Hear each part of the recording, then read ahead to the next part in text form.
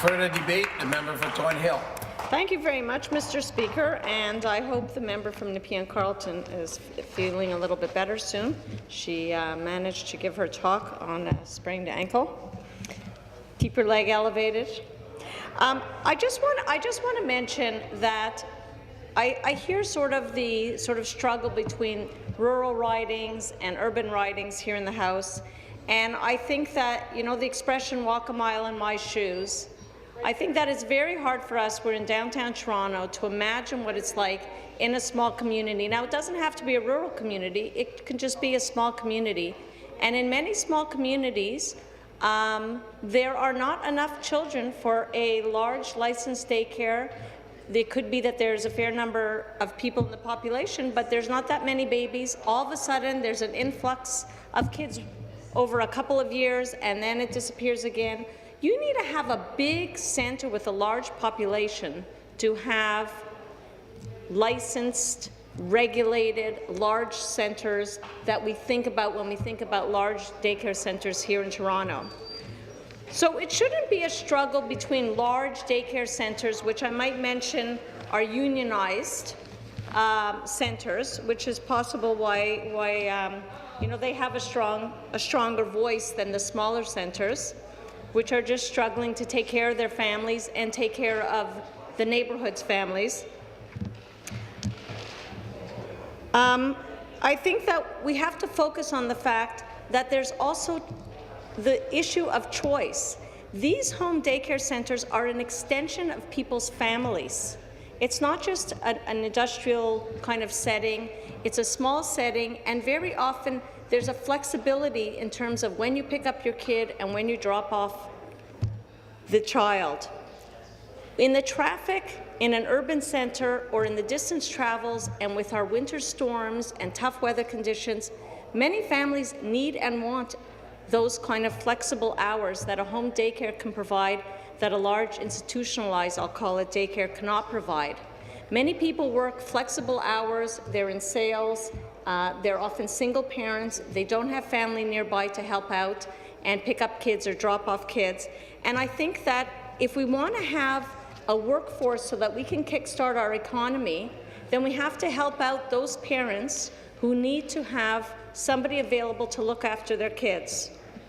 I was at the Social Policy Committee, and I heard over and over from stakeholders that Bill 10 is going to dramatically reduce the ability for home daycares to provide childcare.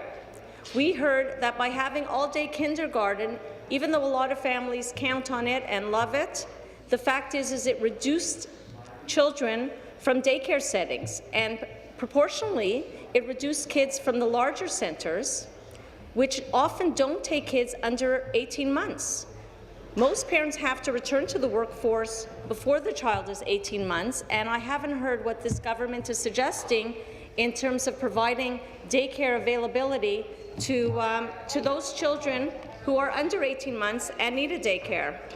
I don't hear this government providing solutions for special needs kids who need to be in a smaller setting, in a home-like setting, with physical challenges, with emotional challenges, and I don't hear this government offering solutions for families who have transit issues. Most large daycare centres are not accessible for families who don't have cars or transit nearby.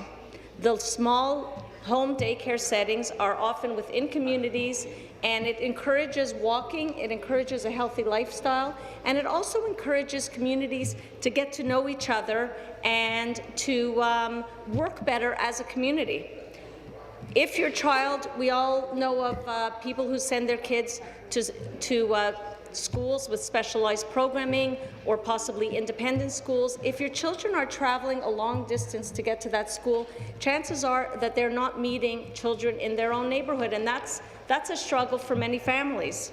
If families are sending their kids to independent faith-based schools, which I have a lot in my riding, Bill 10 is actually going to restrict those schools to be able to provide preschool programming and nursery program. So there's maybe some of these consequences are unintended, Mr. Speaker, but they are consequences nevertheless, and I haven't heard this government adequately explain and offer solutions for some of these consequences. I'd like to see some discussion on licensed versus illegal, because these home daycare centres might not be licensed, but they are perfectly legal centres. In my riding, very close, in fact, walking distance from my house, a little girl, Eva Ravakovich, died in an illegal home daycare that was reported on, and there were 2 or 3 reports to the ministry, and they weren't even acted on. 2 of the reports were not acted on, and now we see a $3.5 million lawsuit against the owners and operators, of course, but also against the Ministry of Education. Well, if this case is settled and the court decides that the Ministry of Education is liable, it's the taxpayers who are on the hook. Are we going to see a real concerted effort to make daycares safer for our children instead of just reducing choice and taking away parental rights from parents? Thank you very much, Mr. Speaker. Thank you.